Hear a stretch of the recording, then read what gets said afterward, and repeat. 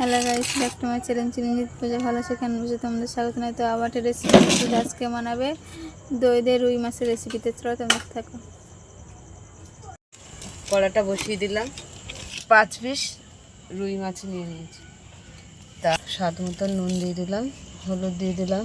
তা মাছে আমি নুন হলুদ মাখিয়ে নিচ্ছি।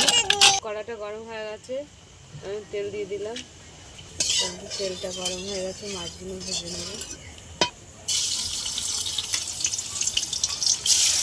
তো আমি বাটির মধ্যে হলুদ নিয়ে নিলাম, পাউডার দিয়ে দিলাম,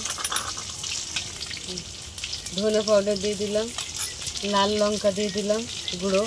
তো মাছগুলো ভাজা হয়ে গেছে, তুলে নিচ্ছি।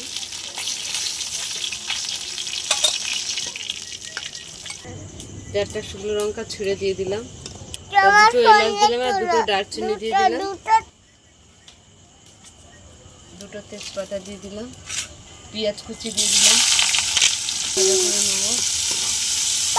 এখানে দই দিয়ে দিলাম 1 চামচ, 2 চামচ, 3 চামচ দই নিয়ে নিলাম। দইটা ফাটিয়ে নেবো ভালো করে, মশলার সঙ্গে ফাটিয়ে নিলাম। এখানে 5টা কাঁচা লঙ্কা দিয়ে দিলাম। মশলাটা আমি দইয়ের সঙ্গে ফাটিয়ে রেখে দিয়েছিলাম, দিয়ে দিচ্ছি। সামান্য একটু জল দিয়ে দিলাম, দিয়ে আরও ভালো করে কষিয়ে নেব। মশলা থেকে আমাদের দেখো তেল ছেড়ে দিয়েছে। আমি এবারে জল দিয়ে দেবো, জল দিয়ে দিচ্ছি।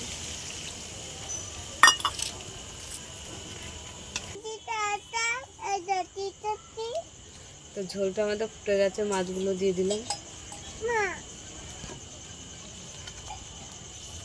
তো স্বাদ মতন আর একটু নুন দিয়ে দিলাম।